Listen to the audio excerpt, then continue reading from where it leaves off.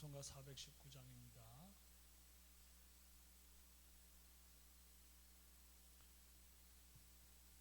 주 날개미 내가 편안히 쉬네. 밤 깊고 비바람 불어쳐도 아버지께서 날 지켜주시니 거기서 편안히 쉬리로다. 주 날개 밑 평안하다. 그 사랑 그늘 잔위뇨. 주 날개 밑 내 쉬는 영혼 영원히 거기서 살리. 주 날개 밑 나의 피난처 되니 거기서 쉬기를 원하노라. 세상이 나를 위로치 못하나 거기서 평화를 누리리라. 주 날개 밑 평안하다. 그 사랑 그늘 잔위뇨. 주 날개 밑 내 쉬는 영혼 영원히 거기서 살리. 주 날개 밑 참된 기쁨이 있네. 고달픈 세상 길 가는 동안 나 거기 숨어 돌보심을 받고 영원한 안식을 누리리라. 주 날개 밑 평안하다. 그 사랑 그늘 잔위뇨. 주 날개 밑 내 쉬는 영혼 영원히 거기서 살리. 신앙 고백합니다. 나는 전능하신 아버지 하나님 천지의 창조주를 믿습니다. 나는 그의 유일하신 아들 우리 주 예수 그리스도를 믿습니다.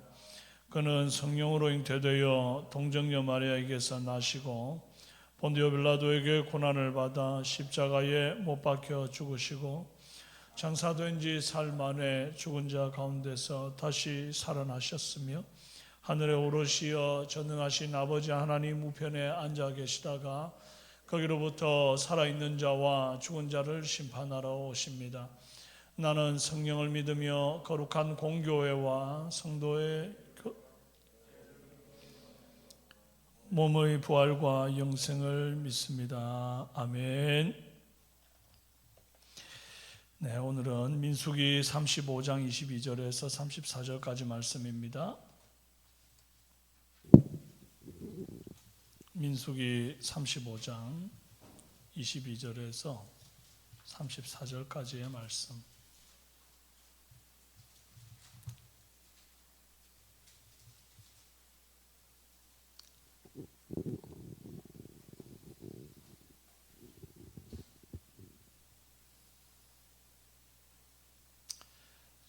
교독합니다.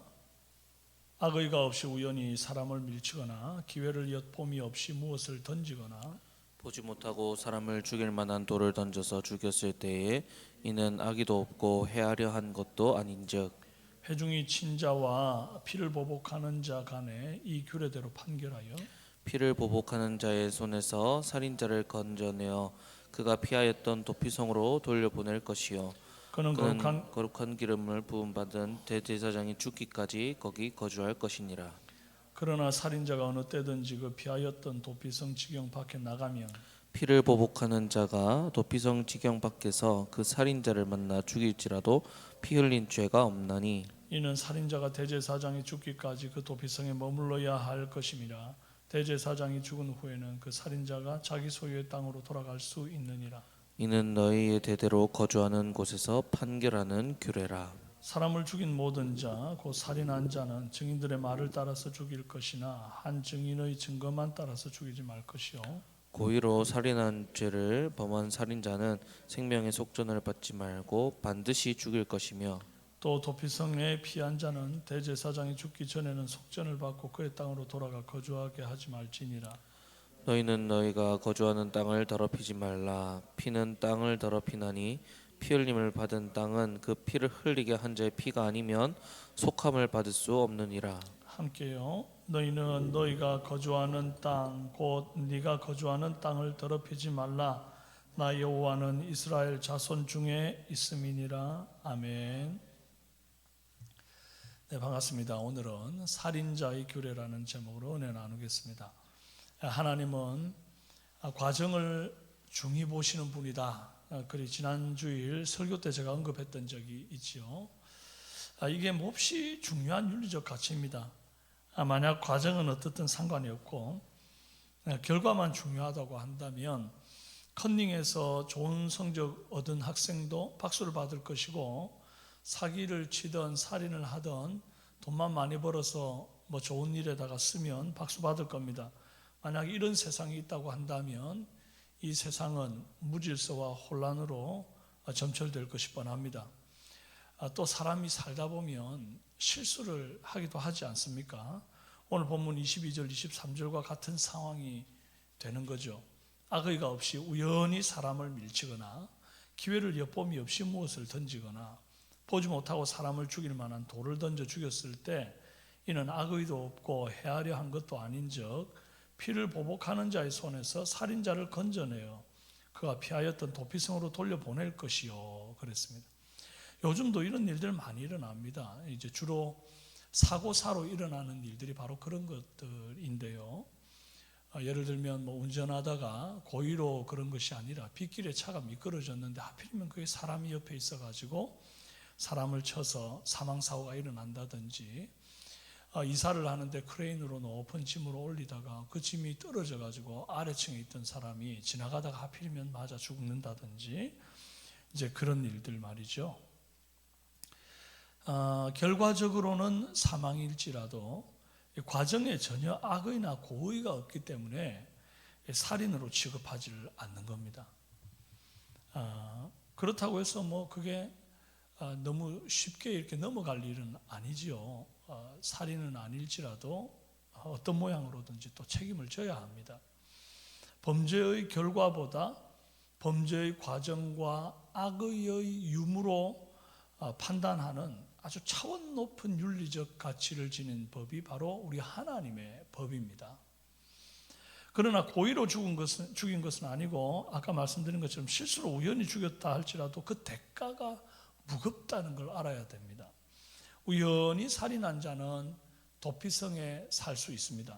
하지만 가족을 떠나야 되고 또 그 사는 날까지 절대로 이제 도피성 밖으로 못 나가는 겁니다. 보고 싶은 사람들을 못 보고 사는데 그 날이 언제까지인가 하니까 대제사장이 죽을 때까지 그 도피성 안에 있어야 하거든요. 거의 무기징역과 닮았다 그런 생각이 들 정도입니다. 다행히 보복하고자 하는 자는 이 도피성으로 들어올 수가 없습니다. 피를 보복하려고 하는 자가 복수를 위해서 도피성 밖에 숨어서 지키고 있을 수는 있습니다. 언제든지 나오기만 해라. 대제사장이 죽지 않고 살아있는데도 나오기만 해라. 그럼 너는 내 손에 죽는다. 그러면서 아주 열심히 지키고 있을 수 있지요. 근데 만약에 대제사장이 죽지도 않았는데 감히 그 도피성을 벗어난다거나 그랬을 때 아까 말했던 그 숨어 있는 자가 나와서 죽여서 보복을 한다 할지라도 그 죽인 자는 죄가 없다. 그런 법이 분명히 하나님이 주신 법입니다. 근데 이것 때문에 도피성에 숨어 들어갔던 자가 대제사장 죽기 전에 함부로 그 자신의, 그래도 그게 이제 과실이 큰데 자신의 어떤 그 책임을 질 생각 없이 그냥 마음대로 돌아다니거나 이런 일들은 불가능한 거죠. 어쨌든 그 도피성 안에서 자신의 한 그 일에 그 사람을 죽인 데 대한 어떤 책임을 지고 시간을 보내게 되는 것입니다. 그러니 실수로건 우연이건 사람을 죽이는 것이 대가가 큰 줄 알고 조심해야 되는 거죠. 대제사장이 죽기까지 도피성에 머물러 있어야 되는데 대제사장이 죽고 난 후에는 공소시효가 끝난 것과 같은 상황이에요. 대제사장이 죽을 동안의 세월이 이게 흐를 동안 이 도피성에 이제 피하여 지내고 있으면 보복하는 자가 도피성 밖에서 복수심이 충만해서 막 기다리는데 이게 1년이 되고 2년이 되고 3년이 되고 이제 기다릴 것 아닙니까? 나오기만 해라. 그러고 기다리는데 이게 기다리는 세월이 길어지다 보면 복수를 하고자 하는 자도 좀 마음이 누그러지는 거죠.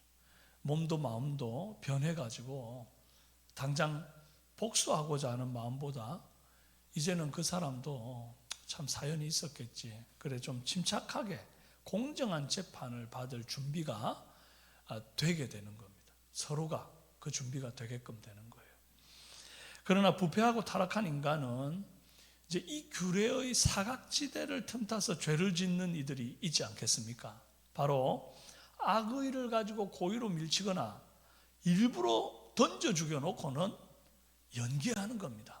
안 그런 것처럼, 실수로 그런 것처럼, 악의 없이 그런 것처럼, 일부러 그런 게 아니에요. 그냥 위층에서 무거운 돌을 들고 내려가기 힘들어가지고 창문 아래로 던졌는데 하필 그때 갑자기 창문을 열고 그 사람이 튀어나온 거 있죠. 뭐 이렇게 말이죠. 또 맛있는 요리 해주려고 산에 가서 버섯 캐와가지고 국을 끓여드렸는데 먹고 죽었어요. 나는 그게 독버섯이었는지 몰랐어요. 근데 사실은 다 계획된 살인일 수 있지 않습니까? 그러니까 이런 것 때문에 말이죠. 문제가 발생하는 겁니다. 고의로 그랬는지 모르고 우연히 일어난 사고인지 반드시 확인되어야 한다는 거예요. 그래서 살인에 관한 규례로 추가가 되어진 내용이 30절 이하의 내용입니다. 증인들의 말을 참고하라 한 거예요. 그런데 그 증인이 한 명으로는 안 된다. 이렇게 못을 박은 겁니다.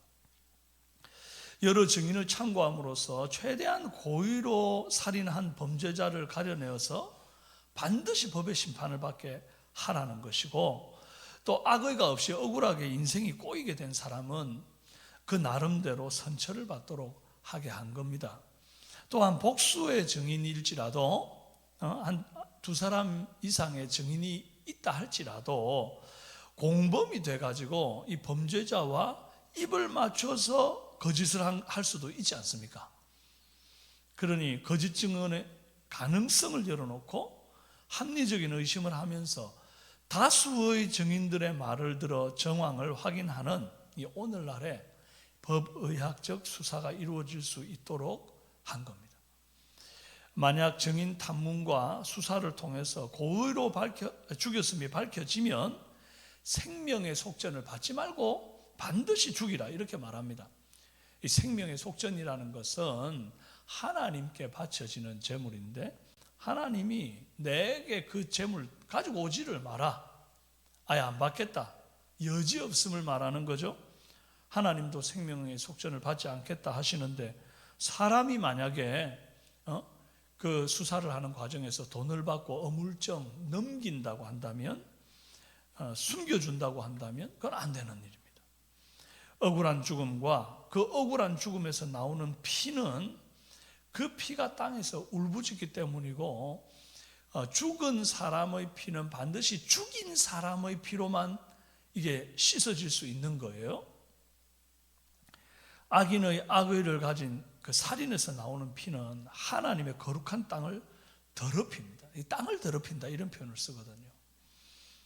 여러분 그런 생각이 들어요. 엄마가 자꾸 방을 어지럽히고 뭘 먹고 흘려가지고 방을 더럽히는 자녀에게 너 방 더럽히지 마 라고 말할 때 그건 누구를 위한 겁니까?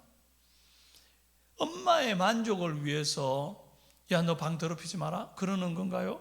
아니면 그 방을 쓰는 자녀의 건강과 바른 위생 습관을 위한 겁니까? 이 후자 아닙니까? 그 방 쓰는 자녀가 깨끗한 환경에서 건강하게 살도록 하기 위함이고 또 바른 습관을 들이게 하기 위함이거든요.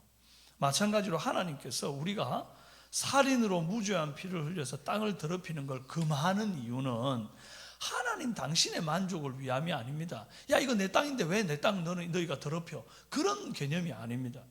이 땅을 살아가는 사람들을 위함이에요. 사람들이 안심하고 살고 평안히 건강하게 거주하게 하려는 하나님의 뜻이 담긴 법이라는 겁니다. 지금까지 인류의 역사에는 다양한 종류의 살인들이 있어 왔습니다. 심지어 거룩함으로 포장된 살인도 있었습니다. 그것이 바로 신에게 제물로 드려지는 희생제사라는 명목의 이 살인입니다. 시편 106편 37절에 41절에 보면 이제 그런 명목의 제물이 어떤 느낌으로 하나님께 받아들여지는지가 기록되어 있어요. 그들이 그들의 자녀를 악귀들에게 희생 제물로 바쳤도다. 무죄한 피, 곧 그들의 자녀의 피를 흘려 가나안의 우상들에게 제사함으로 그 땅이 피로 더러워졌도다. 이런 말씀이 있어요. 여러분 여호와께서 이런 식으로 희생 제물이라고 하는 명목으로 사람을 죽인 것들을 굉장히 싫어하셨고 자기 백성들에게 맹렬히 노하셨다 하는 말씀이 있습니다. 과거에 이제 십자군 원정이라 그래가지고 거룩함으로 포장된 그런 침략 전쟁 때문에 무죄한 피를 많이 흘렸던 역사가 있습니다. 지금도 세계 곳곳에는 자기들만의 정의를 외치면서 내전을 일으켜 살상을 자행하고 러시아는 우크라이나를 공격해서 지금 양국 합쳐서 사망자가 20만 명이 넘었답니다. 엄청나게 많은 무죄한 피가 땅에 흐른 겁니다. 자살도 살인이죠. 무죄한 피를 흘린 자는 하나님의 거룩한 땅을 더럽힙니다. 반드시 하나님은 그 피의 대가를 찾으실 것이고 그 피 흘린 죄를 그 피 흘린 사람이 갚게 될 것입니다. 성도는 이 피의 가치를 알고 또한 보복하시는 하나님을 두려워하여 생명을 존중하고 생명을 죽이는 자가 아니라 살리는 자로 살아가기를 바랍니다. 또한 이 도피성은 이제 예수 그리스도를 상징합니다. 부지 중에 살인한 자가 도피성 안에 있을 때는 무슨 일이 있어도 안전한 것 같이 범죄한 우리가 주 예수 안에 있을 때는 안전할 수 있다는 것입니다. 예수 밖에는 절대 평안이 없습니다. 예수 안에 평안이 있는 줄 알고 항상 내가 주 안에, 주가 내 안에 거하는 그런 삶 사시는 저와 여러분 되시기를 주님의 이름으로 축원합니다. 기도하겠습니다. 살아계신 하나님 아버지, 오늘 우리가 살인자에 대한 하나님의 규례의 말씀들을 보면서 우리 주님의 말씀의 법이 얼마나 참 수준 높고 윤리적인 그런 잣대가 높은 말씀인지를 깨닫게 됩니다. 또한 마음의 중심을 헤아리셔서 고의와 악의가 있는지 혹은 실수인지 그것을 가려 판단하시는 우리 하나님, 중심을 보시는 하나님을 이 법을 통해서 또한 깨닫습니다. 오늘 하루도 우리가 세상을 살면서 하나님 내 마음에 악의 없이 진실되게 살아가게 하시고 중심으로 하나님께 범죄하지 아니하는 은혜 있도록 도와주옵소서. 또 동시에 누군가 내게 고의가 아니고 악의가 아니고 일부러가 아님에도 불구하고 정말 부지불식간에 해를 입힌 경우 하나님 내 마음의 너그러움으로 용서할 수 있게 하시고 우리 주님께 나도 항상 문제가 있을 때마다 도피성 되신 예수 그리스도께로 피하는 인생이 되도록 오늘 이 하루도 간섭하여 주시옵소서. 직장 속에 승리하는 우리 사랑하는 성도들 되게 하시고, 질병 고통 가운데 있는 영혼들 하루속히 기도하는 대로 회복되어지는 은혜 있도록 우리 주님의 큰 손들어 역사하여 주옵소서. 예수님의 이름으로 기도합니다. 아멘. 하늘에 계신 우리 아버지, 아버지의 이름을 거룩하게 하시며 아버지의 나라가 오게 하시며 아버지의 뜻이 하늘에서와 같이 땅에서도 이루어지게 하소서. 오늘 우리에게 일용할 양식을 주시고 우리가 우리에게 잘못한 사람을 용서하여 준 것 같이 우리 죄를 용서하여 주시고 우리를 시험에 빠지지 않게 하시고 악에서 구하소서. 나라와 권능과 영광이 영원히 아버지의 것입니다. 아멘. 오늘은 나라와 한국교회를 위해 대구 성시화를 위해서 기도합니다. 대통령과 위정자들을 위해서 간절한 마음으로 기도해 주십시오. 정치가 안정되고 경제가 성장하는 나라 되도록 기도해 주시고, 북한 독재 정권 하루속히 무너지게 하시고, 또 탈북민들이 예수님을 영접하는 은혜 있게 해달라고 기도해 주시고, 또 한국교회 제2의 부흥운동이 일어나도록 오늘을 특별히 목요 전도하는 날인데 좋은 일기를 주시고 복음을 증거할 때 한 영혼 한 영혼 말씀을 아멘으로 받는 은혜가 있고, 또 우리가 동에서 심으면 서에서 거둠같이 복음을 전하는 현장이 이곳이라 할지라도 하나님의 역사는 우리가 생각지도 못한 많은 곳에서 일어나게 하심으로 예배 현장으로 성도들을 많이 불러주십사 간절한 마음으로 이 시간 주여 한번 부르짖고 기도하시다가 여러분 개인의 기도를 드리시고 자유롭게 돌아가시도록 합니다. 기도합니다. 주여! 살아계신 하나님 아버지 감사합니다. 오늘 주신 말씀 붙잡습니다. 아버지여, 우리의 중심에 하나님이여 참 온전히 사랑함이 없고 때로는 고의와 때로는 악의를